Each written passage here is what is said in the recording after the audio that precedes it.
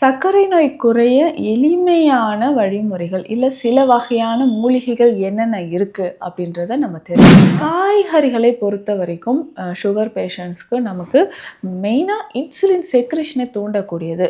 உடல்ல இருக்கக்கூடிய அந்த சத்துக்களை ஒவ்வொரு செல்களுக்கும் கொண்டு போய் சேர்க்கக்கூடிய குளுக்கோஸ் ஒவ்வொரு செல்களுக்கும் போய் நமக்கு சத்தாக மாறுவதற்கு என்னென்ன செய்யலாம். ஸோ அதற்கான சிறந்த காய்கறிகள் எது? வெஜிடபிள்ஸில் கண்டிப்பாக சுகர் பேஷண்ட்ஸா இல்லை பார்டர் லைன் டயபெட்டிஸ் ஸ்பெஷலாக இந்த கால்பாதை எரிச்சல் இருந்துக்கிட்டே இருக்குங்க, நான் இதெல்லாம் ஃபாலோ பண்ணால் எனக்கு ரொம்ப பெஸ்ட்டாக இருக்கும், எதுங்க நான் ஃபாலோ பண்ணேன் அப்படின்னு சொன்னிங்கன்னா ரொம்ப சிம்பிளாக இந்த மூலிகைகளை நம்ம ஃபாலோ பண்ணும்போது அதை பொடியாகவோ இல்லை கஷாயமாகவோ நம்ம பயன்படுத்தலாம். இன்சுலின் செக்ரிஷனை அதிகமாக்குறதுக்கு நம்ம ரெகுலராக இதை ஃபாலோ பண்ணிட்டே வரும்பொழுது கொஞ்சம் கொஞ்சமாக நம்ம உடலில் இருக்கக்கூடிய சுகர் லெவல் நமக்கு குறைய ஆரம்பிக்கும்.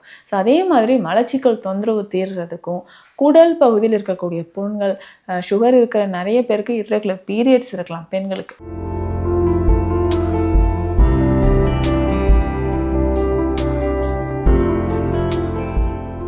வணக்கம், டாக்டர் நித்யா, சித்தா ஃபிசிஷியன். சர்க்கரை நோய் குறைய எளிமையான வழிமுறைகள் இல்லை சில வகையான மூலிகைகள் என்னென்ன இருக்குது அப்படின்றத நம்ம தெரிஞ்சுக்கலாம். ஸோ இதில் நம்ம ஃபாலோ பண்ணக்கூடிய விஷயங்கள் ரொம்ப, அதாவது கால் பாத எரிச்சல் நிறைய பேருக்கு இருக்கும். ஸோ சர்க்கரை நோய் இருக்கக்கூடிய பெரும்பாலும் நபர்கள் ஃபேஸ் பண்ணக்கூடிய ஒரு விஷயம் அப்படின்னு பார்த்தோம்னா கால் பாத எரிச்சல் தான். ஸோ இந்த கால் பாத எரிச்சலை நம்ம எப்படிங்க மெயின்டைன் பண்ணலாம்? கால் பாத எரிச்சல் இருக்குன்னா அதை சரி செய்கிறதுக்கு நம்ம என்னென்ன வழிமுறைகளை ஃபாலோ பண்ணலாம்? சுகர் லெவலும் அதே மாதிரி கண்ட்ரோல் பண்ணுறதுக்கு எந்த மாதிரியான வழிமுறைகளை நம்ம ஃபாலோ பண்ணலான்றதை தெரிஞ்சுக்கலாம். பேசிக்காக இதில் வெஜிடபிள்ஸ் ரொம்ப இம்பார்ட்டண்ட். நரம்புகளை வலிமை சேர்க்கக்கூடிய காய்கறிகளை நம்ம உணவில் அதிகமாக சாப்பிடணும். ஸோ நம்ம ரெகுலராக என்ன சாப்பிட போகிறோம் காய்கறிகள் அப்படின்னு சொன்னால் சுகர் பேஷண்ட்ஸ் நிறைய வெஜிடபிள்ஸ் சேர்த்துக்கோங்க அப்படின்னு நம்ம சொல்கிறோம். சரி, காலையில் என்ன சாப்பிடலாம்? காலையில் நிறைய வெஜிடபிள்ஸ் சாப்பிடணுமா இல்லை இரவு நேரத்தில் நிறைய சாப்பிடணுமா?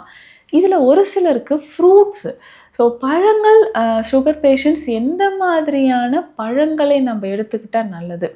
ஸோ இந்த ஃப்ரூட்ஸ்லாம் நம்ம ஃபாலோ பண்ணால் எந்த டைமில் நம்ம ஃபாலோ பண்ணால் சுகர் லெவல் நமக்கு நல்லா கண்ட்ரோல் ஆகும்? இதை நம்ம தெரிஞ்சுக்கணும்.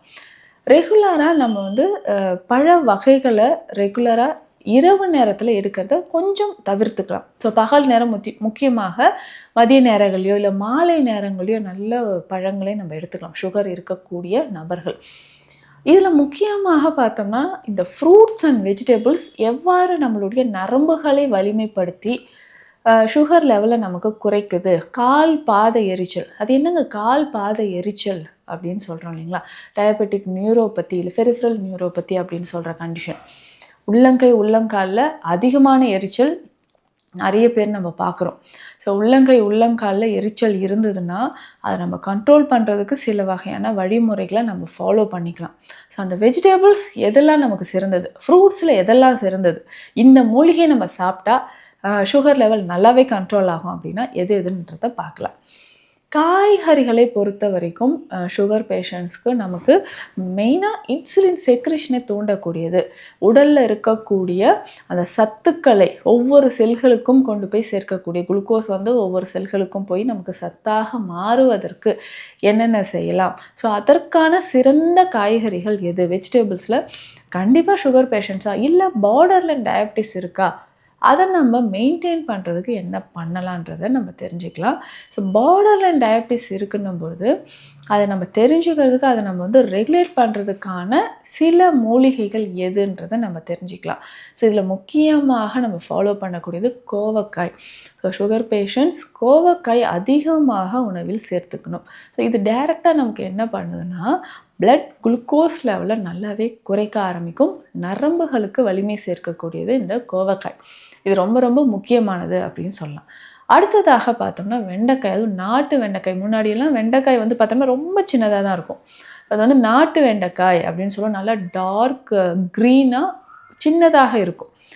இதை நம்ம ரெகுலராக ஃபாலோ பண்ணுவோம் உணவில். இந்த வெண்டைக்காய், ஸோ இந்த வெண்டைக்காய் தண்ணீர் குடிக்கிறது நம்மலாம் பார்த்துருப்போம் இல்லைங்களா? வெண்டைக்காயை நீளமாக வெட்டி தண்ணீரில் போட்டு அந்த தண்ணீரை குடிக்கிறது.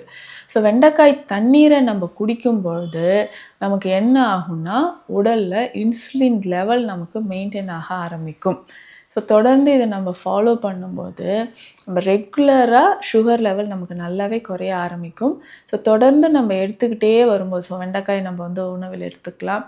அதை தாண்டி வந்து பார்த்தோம்னா வெண்டைக்காய், நாட்டு வெண்டைக்காய் உணவில் நம்ம வெண்டைக்காய் எடுத்துக்கும்போது ரோஸ்ட் பண்ணி எடுத்துப்பாங்க.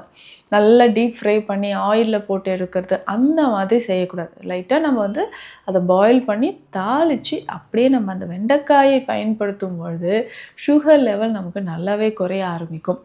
சில வகையான காய்கறிகள் இதில் அடுத்ததாக பார்த்தோம்னா முருங்கை ரொம்ப முக்கியமானது. சுகர் லெவலை கண்ட்ரோல் பண்ணும், அதே சமயம் நரம்புகளுக்கு வலிமை சேர்க்கக்கூடியது.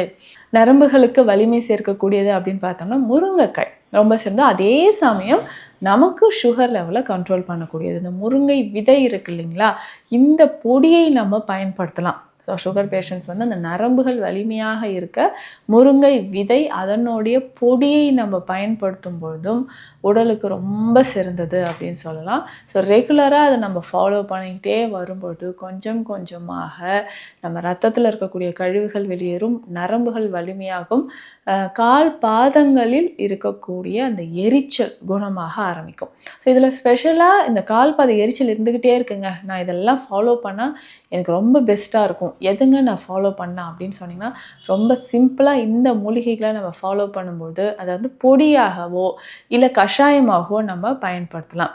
இதில் வந்து பார்த்தோம்னா கொன்றை மரப்பட்டை அப்படின்னு நம்ம சொல்லுவோம். ஸோ கொன்றை அப்படின்னு சொல்லக்கூடியது நம்ம உடலில் இருக்கக்கூடிய பல பிரச்சனைகள், இதயம் தொடர்பான பிரச்சனைகள், டைஜஷன் தொடர்பான பிரச்சனைகள், அதுக்கப்புறம் பார்த்தோம்னா இந்த மலச்சிக்கல் தொந்தரவு நிறைய பேருக்கு இருக்கும். ஸோ அதை நம்ம கண்ட்ரோல் பண்ணுறதுக்கும் இந்த கொன்றை மரப்பட்டை அதனுடைய பொடி நமக்கு பயன்படுது. இந்த பொடியை நம்ம ரெகுலராக பயன்படுத்தும் பொழுது உடலில் சர்க்கரை அளவு நமக்கு குறைய ஆரம்பிக்கும். ஸோ கொன்றை மரப்பட்டை அதனுடைய பொடி நம்ம எடுத்துக்கணும்.